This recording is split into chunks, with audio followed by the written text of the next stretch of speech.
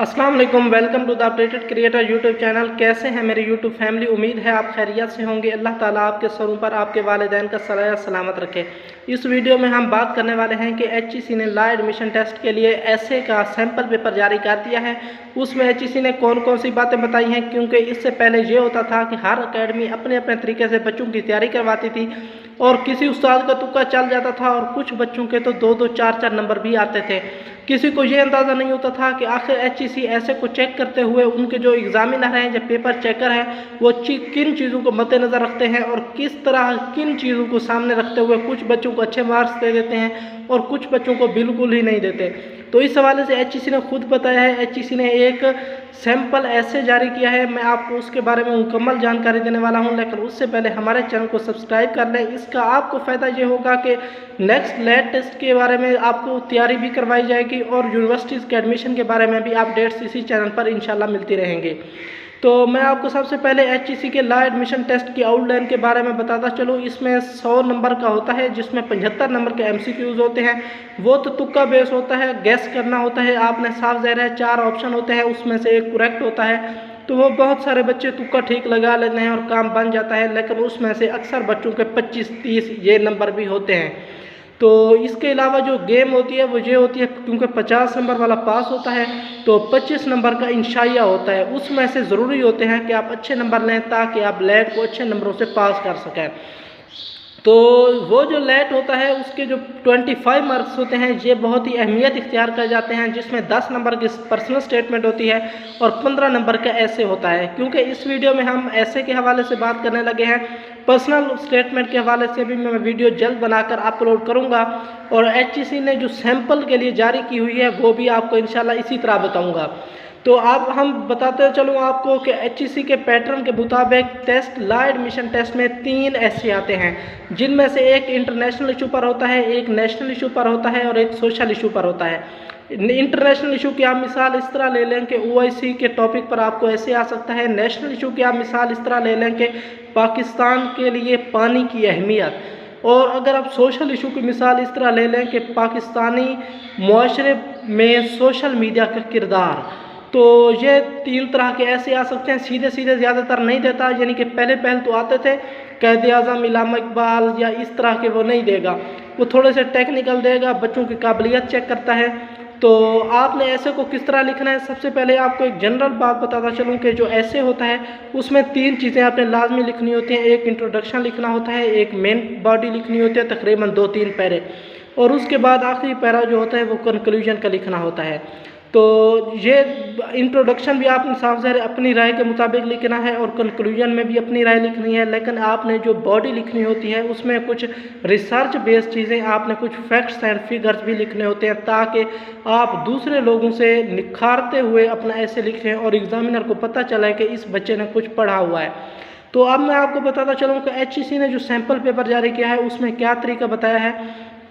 HEC ने sample late के लिए जो ऐसे दिया है उसमें तकरीबन एचईसी ने 6 पैराग्राफ दिए हैं, जबकि अगर हम लेट के टेस्ट के हवाले से बात करें तो उसमें तकरीबन आपको 3 पेजेस मिलते हैं।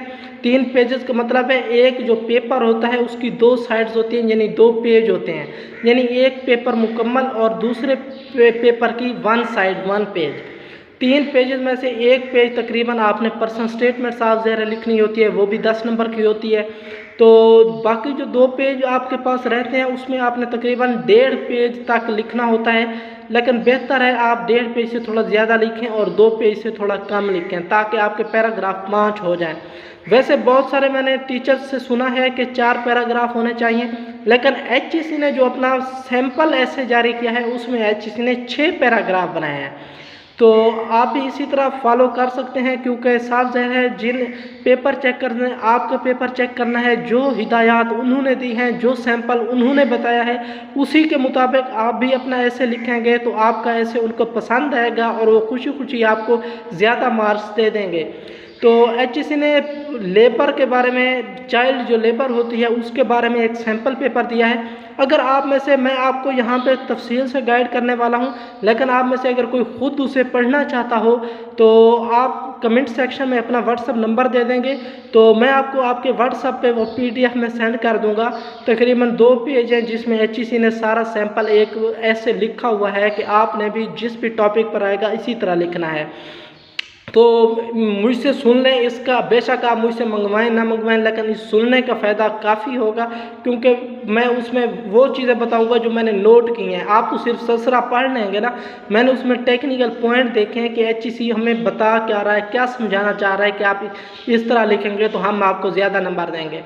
तो पहले पैराग्राफ में उसने लेबर की यानी कि तारुफ कराया। आपने भी जो भी टॉपिक है आपने उसका तारुफ करवाना है। उसने बताया कि अमूमन गरीब ममालिक जो होते हैं, जो अंडर डेवलपमेंट होते हैं, उनमें चाइल्ड लेबर होती है, और पाकिस्तान भी क्योंकि उन ममालिक में से एक है इसलिए इसमें भी चाइल्ड लेबर होती है। जो मुख्तलिफ यूनिवर्सिटी का, सॉरी वहाँ पे नहीं लिखा हुआ था, होटल का लिखा हुआ था, ऑफिसेज में और अदर फार्म्स में और इस तरह की जगहों पे यानी कि वो लोग काम करते हैं, गैस स्टेशन पर काम करते हैं, बेकरीज में काम करते हैं।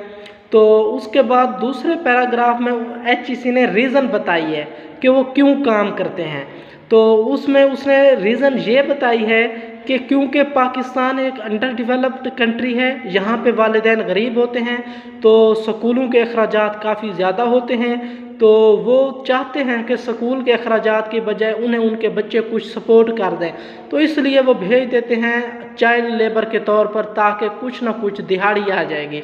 आपने भी, आपको जो इशू आ जाए, फ़र्ज़ किया कोरोना आए, तो आपने उसकी वजूहात लिखनी है कि वो कैसे फैला, बेएहतियाती की गई, शुरू में संजीदा नहीं लिया गया, या आप जिस तरह से भी उसे अपने अल्फाज में लिख सकते हैं। तो उसके बाद आपने जो थर्ड पैराग्राफ लिखना है वो भी HEC ने वजूहात की बेस पे लिखा है। उसमें दूसरी वजह बताई गई है, जुमलों का बेरब्त नहीं करना, एक दूसरे के अंदर घुसेड़ना नहीं है। उसमें HEC ने बताया है कि जो वडेरे होते हैं अमूमन गाँव के अंदर, वो उन्होंने क्योंकि वालिदैन उनके कर्जे लिए होते हैं, इसलिए वो मजबूर होते हैं और उनके वालिदैन को तंग किया जाता है कि आप अपने बच्चों को चाइल्ड लेबर के तौर पर हमारे पास भेजें।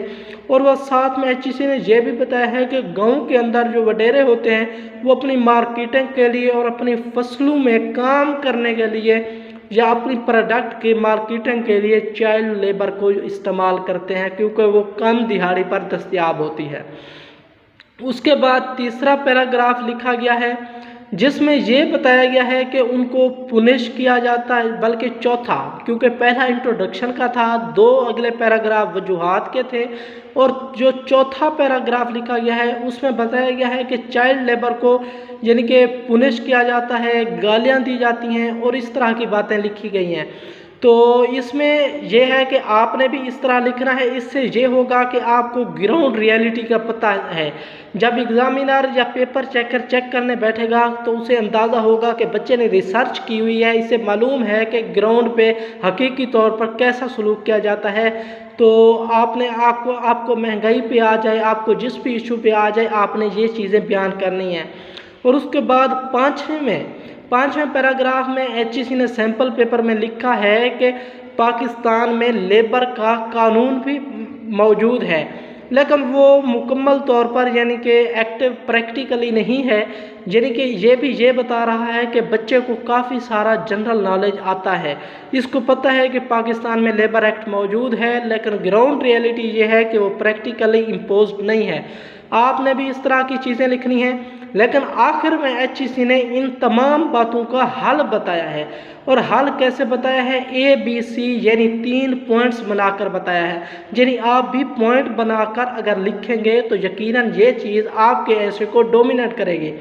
तो पहले पॉइंट में HEC ने यह बताया है कि वालिदैन जो हैं उनको सज़ा दी जाए, उनको जुर्माना किया जाए।